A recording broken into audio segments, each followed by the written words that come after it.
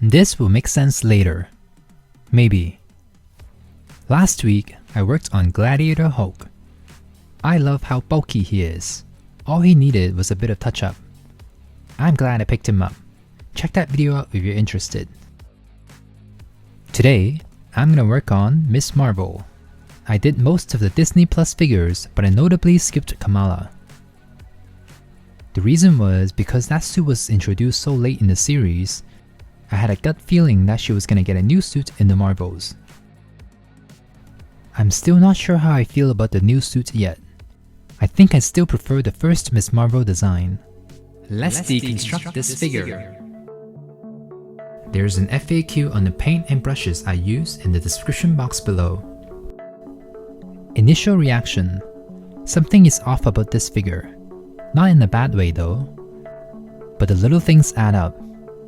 The overall paint job is great, but the red is a touch too orange, and the blue leans a bit too purple. There are some missing details on the shoulder pads, the boots, and the scarf. That said, the goat they used is really nice. The face. That face is both good and not good. Like that's Iman, but it's also not the right shape. Iman has a round face with a relatively short forehead. Here it looks like they stretched her face vertically, making her face look longer than it should be. Overall, this figure is good. Good paintwork, most of the details are there, but it just has this uncanny valley look to it. I am not sure if I can fix the uncanny valley effect, but I'm gonna try. So, hello, this is Ken. I like making things. I like making things out of paper, and I like making things cooler. Especially my figures. Sometimes figures don't look all that screen accurate. All they need is a bit of touch-up here and there to unleash their hidden potential. I also love using everyday tools and materials to recreate iconic scenes from my figures, so they can shine on my display. Subscribe to my channel and join my DIY adventure as I ask myself the same question every week. Can I make it? Let me work on the blue first. The color they used is nice, but I want it to be more of a true blue, and a bit flatter. The suit seems to be made out of this matte fabric, with minimal shine. Since acrylic paint dries down matte, this should do the trick. The same goes for the red. I want the red to be more of a richer red and matte.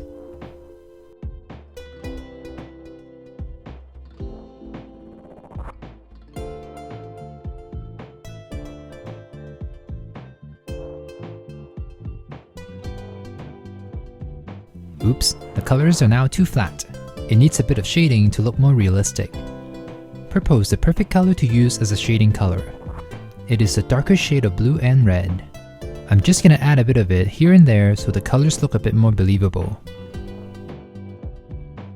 I also added the small red details on the shoulder pads. This was very tough to do, but I didn't want to skip this.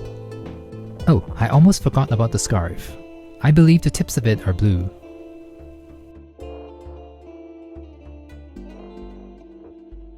Alright, onto the gold. I like that the gold here is more of a champagne gold. I recently bought a pack of metallic paint, and this one seems to be very similar, so let me try it. I tried the blue one last week on Gladiator Hulk, and I like how metallic it was. Let's hope this one is just as good. The gold on her legs are a bit patchy, so this is a good spot to test it. Ah, that's a good match. Okay, let me patch the other areas that need a bit more gold.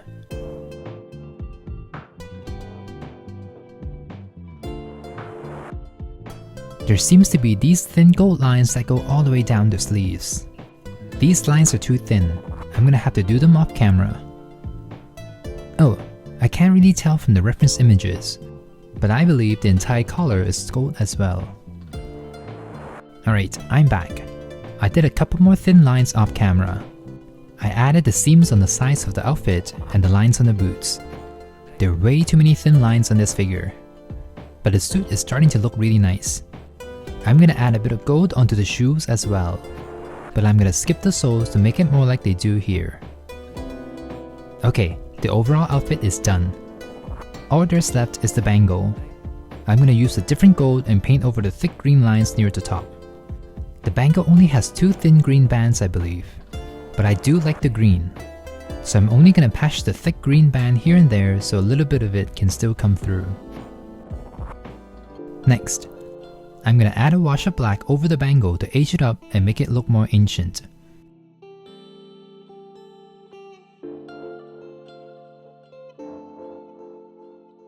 And just a bit more gold to add a little bit more shine to the bangle.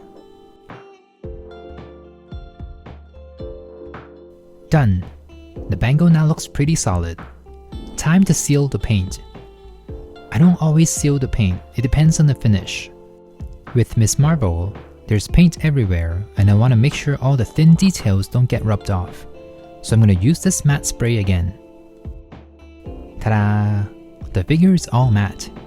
To make things look a bit more interesting, I'm going to make the bangle, the boots, and the shoulder pads a bit shinier with a thin coat of glossy varnish, so the figure doesn't look like it has the same finish everywhere.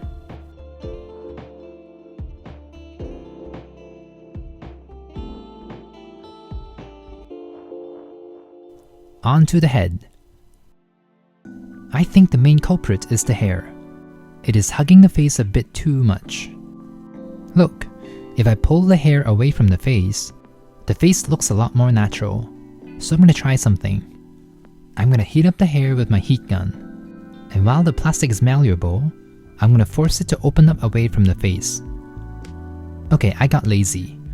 So I decided to insert a paintbrush in between the hair and each side of the face and let it do its thing for a bit. 2 hours later. Alright, it's been a few hours. I think the hair is staying like this. Or maybe it's slowly going back to its original position. I can't really tell, but for now, it looks better. So let's paint. The skin tone they used is great, I'm not changing it. But I do want to add a bit of a youthful glow. So let me dust a thin coat of this very similar color over the entire face first. And now that I got a base layer of paint there, I'm going to use a damp brush and dab a bit of red onto her cheeks to give her those youthful rosy cheeks. And a bit of red here and there to balance out the overall skin tone.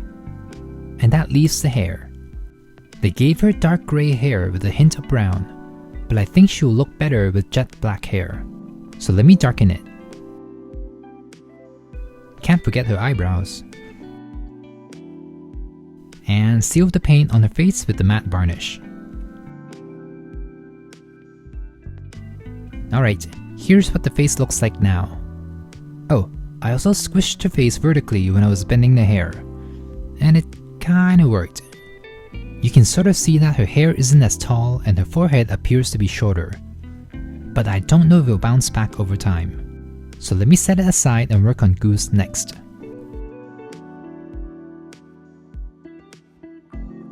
I haven't seen the movie yet as of making of this video, so I can't tell if this is supposed to be Goose or another Flurkin. I feel like this is supposed to be Goose, but why is it grey? Anyway, I'm gonna make this into Goose. Goose is pretty much an orange cat, but I'm going to dull down the orange a bit first. Pure orange seems too cartoonish. This is gonna be my base layer. I just need to cover up all the grey first. Next, I'm going to use this warm toned brown as my shading color to define Goose's anatomy a bit more. Then I'm going to use the lighter color to add the cat stripes. I've never painted a cat before, I don't think. I can draw a very basic cartoon cat, like with triangular ears and 3 whiskers on both cheeks. But I've never painted cat fur, so this is going to be interesting. I struggle quite a bit with Cosmo. Painting animal fur is quite challenging. There's these little subtle nuances with the colors. My strategy is to follow what I see based on my reference images. What I mean is I try not to look at the image as a cat, but more like patches of colors, and apply that onto the figure. Does that make sense? Maybe it doesn't, but I sometimes find that if I think too much about it, it won't look as organic. And finally, I'm going to use the pure orange color to add a bit more vibrancy here and there.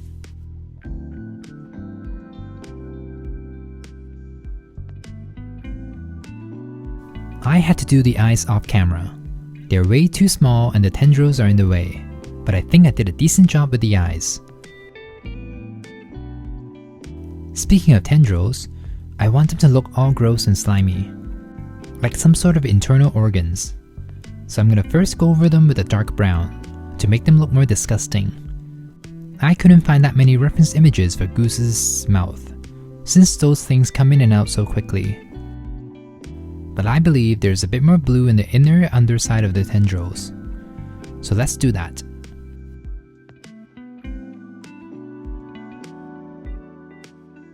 And to make the tendrils more alien-like, I'm gonna make the tips more pink.